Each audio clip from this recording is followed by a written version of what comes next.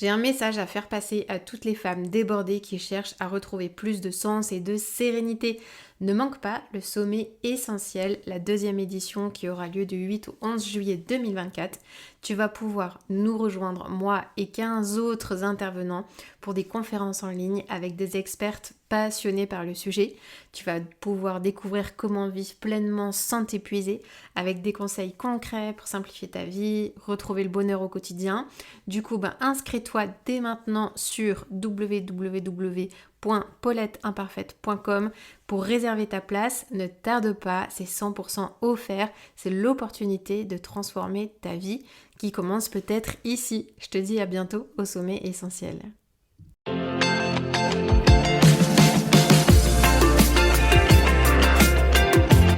Hello, bienvenue à toi dans ce nouvel épisode de Simplifie. Je suis hyper contente de te retrouver en ce lundi matin.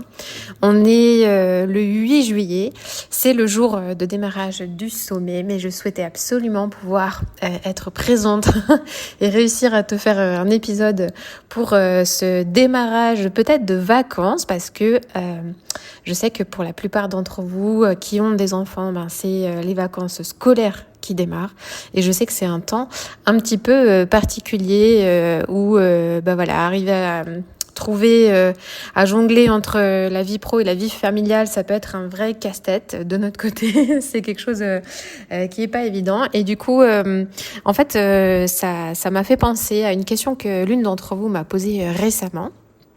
Sur justement comment arriver à finalement couper sa journée de travail et se connecter à sa vie de famille, que ce soit en fin de journée, mais que ce soit aussi avant un temps de vacances. Et donc du coup, je me suis dit que j'allais te partager vraiment des astuces aujourd'hui en mode pratico-pratique sur comment couper après le travail pour te reconnecter après à ta vie familiale ou personnelle, et puis aussi comment finalement arriver à faire cette transition entre le travail et les vacances. Donc je vais te partager des astuces, certaines que j'applique moi au quotidien, d'autres qui sont aussi utiles et qui me correspondent pas à moi mais qui peuvent peut-être te correspondre. Donc aujourd'hui, ça va être vraiment un podcast en mode pratico-pratique. Alors j'espère que ça va te servir. Et puis avant qu'on démarre, ce que je t'encourage à faire surtout, c'est à aller noter ce podcast en lui mettant la petite note 5 étoiles et en me laissant un petit commentaire pour me dire comment ce podcast, est-ce que ça t'encourage, est-ce que ça te fait du bien, que tu me laisses un petit commentaire. Ça permettra au podcast d'être un petit peu plus poussé, d'être vu par plus de femmes, plus d'entre vous, et de pouvoir aider un maximum de personnes. Alors, pour reprendre le sujet du jour, comment arriver en fait finalement à couper après le travail, à bien décompresser. On va partir déjà du constat, quel est le problème. Alors, je pense que tu le connais. Moi, je l'ai vécu pendant pas mal de temps, et puis ça peut encore arriver lorsque je suis pas vraiment intentionnelle dans la façon dont je finis mes journées. Ce qui se passe très souvent, c'est que lorsque j'ai fini ma journée de travail, donc j'ai avalé une somme de tâches incroyable, j'ai eu plein de rendez-vous, j'ai des projets en cours, il y a encore des choses en cours, j'ai pas pu tout finir, et puis très souvent je travaille jusqu'au bout, jusqu'à la dernière minute, et après je me dis ok go, allez, c'est l'heure d'aller chercher les enfants, j'ai plus le choix, je vais dans la voiture, je fonce les chercher, et bien souvent je réalise que j'arrive à l'école avec la tête dans le guidon. Avec la tête dans le guidon. Et si je suis pas allée chercher les enfants mais que je suis à la maison, vu que je travaille à la maison, en fait je sais que les enfants vont arriver dans 5 minutes, ou je les entends dans l'escalier, je me dis allez vite, faut fermer l'ordinateur, et hop, ça y est, la vie familiale démarre. Et en fait c'est hyper violent quand on y pense. En fait, c'est vraiment rude, et du coup, qu'est-ce qui se passe? En fait, je me suis pas reconnectée à moi-même, à mes besoins, à ce que j'ai besoin dans la soirée, à comment la soirée va se dérouler. Les enfants arrivent avec leurs besoins, avec leur fatigue de la journée, avec leur tension.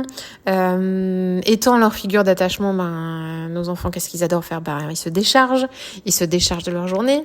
Et puis si c'est pas les enfants, ça peut être ton conjoint qui du coup est dans l'attente de connecter avec toi après la journée de travail. Voilà, il peut y avoir des tas de circonstances où finalement cette coupure, si elle est rude, si elle est franche et directe, elle peut être compliquée après pour passer une bonne soirée, en fait, tout simplement.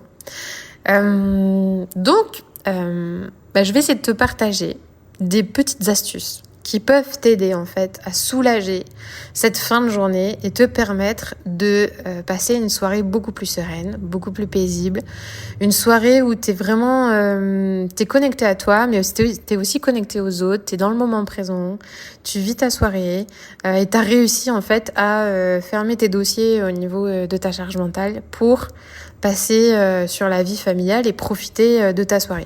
Donc dans un premier temps, je vais te donner des astuces pour arriver à couper de ta journée de travail. Et puis après ça, dans un deuxième temps, je te proposerai de basculer sur comment est-ce que finalement tu peux arriver à couper dans ton temps de vacances. Et puis pendant que je te parle, je suis en train de réaliser que si je fais tout ça, ça va être beaucoup trop long cet épisode. Alors tu sais quoi ? Tac, on va prendre la décision en live. C'est qu'en fait, on va en faire 2 épisodes, ok ? Donc cet épisode-là, on va mettre le focus sur comment couper après ta journée de travail. Et le prochain épisode, lundi prochain, on parlera de comment couper avant un temps de vacances. Voilà, ce sera quand même plus light pour toi à écouter. Alors, voilà les quelques astuces que je te propose de mettre en place. L'idée, c'est de commencer par se mettre en tête de l'objectif que cette transition, c'est une transition. C'est-à-dire que tu vas passer d'un temps à un autre. Et donc du coup, pour t'aider à faire le pas, à passer de l'un à l'autre, tu vas avoir besoin d'une transition. C'est ça que je veux dire. Tu vas avoir besoin, moi j'aime bien l'appeler comme ça, d'un sas. Un sas où du coup en fait tu vas pouvoir enchaîner quelques actions qui vont te permettre petit à petit de déconnecter du boulot et petit à petit de te connecter à la vie de famille et tout ça en le faisant en douceur. Alors la première chose que moi je fais de manière générale dans mon quotidien professionnel, c'est que généralement je termine ma journée en ayant checké, les tâches de la journée, où est-ce que j'en suis par rapport à mes tâches de la journée. Certaines j'ai fini, donc j'ai tout coché, et il y en a qui restent. Donc du coup, qu'est-ce que je fais ? Les tâches que j'ai pas pu finir, du coup, je les replanifie. Je pars jamais avec une liste de tâches pour lesquelles je n'ai pris aucune décision. S'il me reste des tâches dans la journée, c'est ok, c'est pas grave. Du coup, soit je les reporte au lendemain parce qu'il y a l'espace le lendemain pour les achever, soit elles vont être reportées à un autre moment. Mais je planifie ces tâches-là. Donc ça, c'est vraiment la première étape. Après ça, ce que j'aime bien faire, c'est fermer mon ordinateur et je m'occupe de mon espace de travail. Je range mon espace de travail. C'est rare que je parte avec le bureau en vrac. Et si je fais ça, c'est parce que justement, j'ai pas pris le temps de prendre ce sas pour moi. J'ai pas pris le temps de déconnecter et du coup, généralement, la chute, elle est rude après. Quand tu remets en ordre ton espace de travail à la fin de ta journée, ça te permet de le lendemain de démarrer ta journée avec un espace de travail qui est clair, qui est clean, et donc du coup de te mettre beaucoup plus facilement au travail. Et quand finalement tu ranges ton bureau le soir, mais quelque part tu remets aussi en ordre tes idées. Par les objets, et ça tu connais mon approche, et si tu la connais pas, je t'encourage à aller écouter les épisodes que j'ai fait sur le désencombrement, le fait de faire de la place chez soi, etc., sur le rangement. En fait, ça a vraiment des vertus au niveau mental pour t'aider en fait à faire de la place et à remettre les choses au niveau cognitif dans ton esprit. Donc je t'encourage vraiment à juste réorganiser ton espace de travail pour qu'il soit clean pour venir redémarrer le lendemain. Ça prend 1 minute, 2 minutes au pire. Et tu verras combien en fait déjà ça, c'est pas compliqué, mais déjà ça vient finalement t'aider à déconnecter. T'es prêt pour la journée suivante. Et ça, c'est quand même assez génial. Après ça, une fois que tu as pris ce petit temps pour réorganiser ton espace de travail, moi, ce que j'aime bien faire, si je peux, c'est d'aller bouger.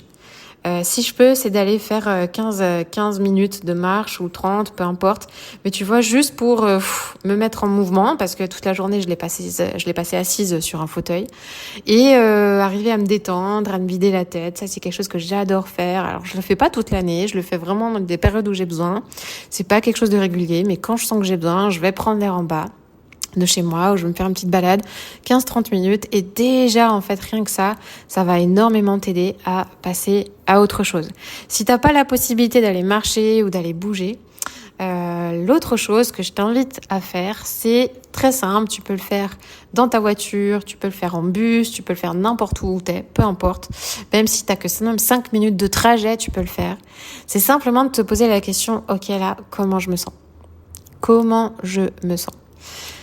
Et du coup, tu vas peut-être quand tu te poses cette question, tu te reconnectes à toi et notamment à tes sensations physiques, parce que tes émotions, tu vas les ressentir physiquement. Ok, là je me sens coincée du dos, là j'ai le ventre qui est un peu serré, là je me sens stressée, j'ai toutes les tensions de la journée. Ok, tu fais un peu le point avec toi-même.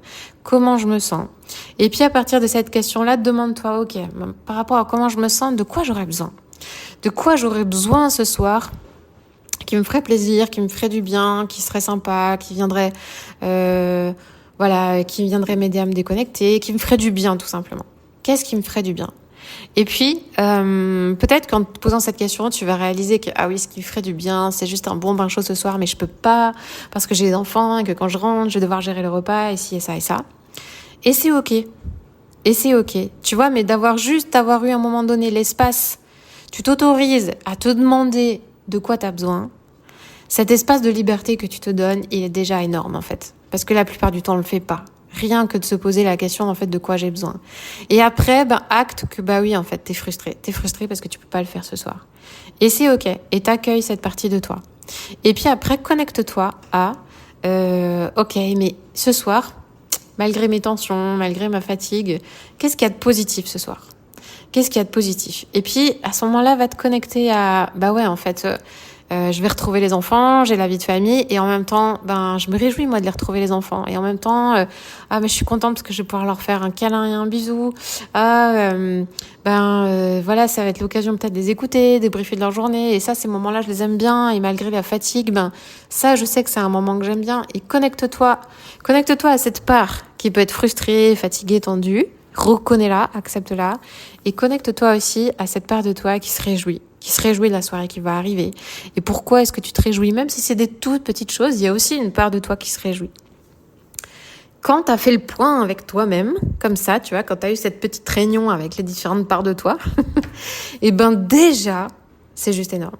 Déjà, d'avoir simplement fait ça, ça va te permettre en fait d'arriver à faire cette transition, de déconnecter du travail, de reconnecter avec le moment présent ou avec la vie de famille ou avec ton conjoint et de soulager ce qui a besoin d'être soulagé. Ça va vraiment t'aider à faire cette transition en douceur et de pouvoir après te connecter avec ceux qui sont importants pour toi, parce que c'est aussi ça l'objectif. C'est d'arriver à se reconnecter avec ceux qui sont là devant nous et pas rester la tête dans le travail. D'autres petites choses que j'ai eu l'occasion de tester dans mon quotidien et qui marchent bien, c'est par exemple lorsque j'arrive chez moi. Ça, j'aimais bien faire ça en hiver. Là, c'est l'été, j'ai moins envie. Mais en hiver, ce que j'aime bien faire, c'est je rentre chez moi. Ou je rentre chez moi en fait, en tout cas soit je rentre chez moi puis je suis rentrée avec les enfants, soit c'est avant d'aller chercher les enfants, peu importe. Je vais me préparer une tisane. Je vais me préparer un truc à boire. Donc si c'est l'été, n'hésite pas à avoir une petite boisson spéciale sortie du boulot, rien que pour toi. Et puis je m'assois dans un fauteuil, je sirote ma tisane, je bois un coup et si j'ai un bouquin sous la main, je lis 4-5 pages de livre. Il a été prouvé qu'en 6 minutes de lecture, ça c'est des chiffres véridiques, 6 minutes de lecture, le niveau de cortisol dans ton corps baisse. Donc le cortisol, c'est l'hormone du stress. Ton niveau de stress baisse en 6 minutes de lecture. Et je l'ai testé et je t'assure qu'en fait, c'est vraiment génial. C'est assez radical comme astuce de juste te mettre à bouquiner.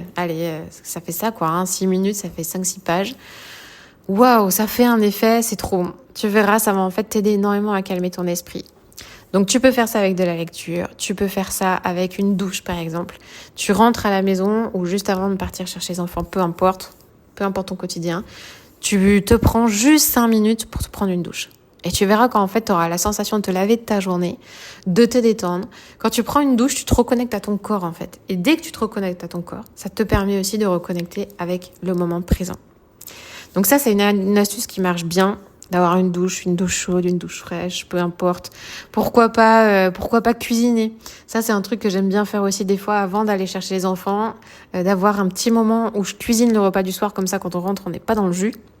On n'est pas dans la pression, ils ont faim, ils hurlent, ils veulent manger, etc. Mais au moins, en fait, moi, je peux être complètement avec eux. J'ai pas besoin de gérer le repas parce que je l'ai fait après. Et puis cuisiner, quand je cuisine, j'aime bien. Je me mets une bonne musique, un truc très sympa. Ça me détend. J'écoute un podcast, une émission de radio, et c'est vraiment un petit moment pour moi. Et rien que ça aussi, ça peut faire du bien. Voilà. Les dernières astuces que j'avais envie de te partager, c'est pour la soirée en elle-même. Une fois, ça y est, t'es rentré, t'as fait ton sas, etc. T'es avec la vie de famille. Il y a quelque chose que j'essaie de mettre en place régulièrement aussi, c'est vraiment de mettre mon téléphone à distance. De le mettre en mode avion. Et de le mettre dans un endroit où je ne le vois pas pour ne pas être tentée de scroller dessus. Donc chez moi, c'est un vrai défi, d'accord, sache-le. Je suis pas du tout en train de faire la leçon dessus. Arriver à déconnecter de mon téléphone le soir. Alors la nuit, j'y arrive très bien. Moi, ça fait très longtemps que je ne dors plus avec mon téléphone et ça fait partie du fait que j'ai des nuits de sommeil de qualité maintenant. Mais arriver à déconnecter après le boulot et arriver à poser le téléphone, c'est un défi, mais je t'assure que quand tu arrives à le faire, à le mettre en place, c'est extrêmement puissant. C'est extrêmement puissant. Et c'est pour ça qu'en fait, dans nos parcours de coaching, on accompagne nos clientes à une détox digitale parce qu'en fait, ça fait partie de ce processus qui, finalement, quand tu viens mettre les écrans à distance de ta vie, ça vient vraiment simplifier ta vie. Vraiment, en fait. Pourquoi ? Parce que du coup, t'es connecté. T'es connecté aux autres, à toi, au moment présent et les choses se passent de manière beaucoup plus fluide. Donc ça, c'est vraiment un principe qui peut être super bon d'arriver à mettre ton téléphone en mode avion. Il y a le mettre à distance. Et par contre, il y a une chose sur laquelle je ne négocie pas, c'est que je ne travaille pas le soir. Ça fait partie de mes non négociables dans ma vie. Je ne travaille pas le soir, hormis événements exceptionnels, gros événements, et du coup, il y a une charge de travail beaucoup plus importante que je peux pas absorber sur mes 4 journées de travail et mes 25 heures de travail dans la semaine. Et donc, du coup, à ce moment-là, exceptionnellement, il va y avoir une soirée. Mais c'est intentionnel et c'est choisi. Donc, je ne travaille jamais le soir. Le soir, c'est dédié au plaisir, à la détente, à la déconnexion, au partage. Et ça, c'est mon focus. Donc du coup, ça te demande juste à toi de te poser à un moment donné la question de ok, en fait, mon essentiel dans ces soirées, les soirées que je veux vivre, c'est quoi ? Mon essentiel, c'est quoi ? Mon focus, c'est quoi ? Qu'est-ce qui va être important pour moi ? Et le reste, ça passera beaucoup plus tard. Donc du coup, je t'encourage vraiment à mettre le travail de côté pour te permettre d'avoir des soirées de qualité et donc un sommeil de qualité et donc un réveil de qualité et donc des journées de qualité. Voilà, c'est vraiment un cercle vertueux qui commence par là. Et puis après ça, la dernière petite chose sur laquelle j'aimerais t'encourager et te donner une petite astuce, c'est une fois que t'as posé un peu tout ça, prends le temps de te connecter avec ceux qui sont là devant toi.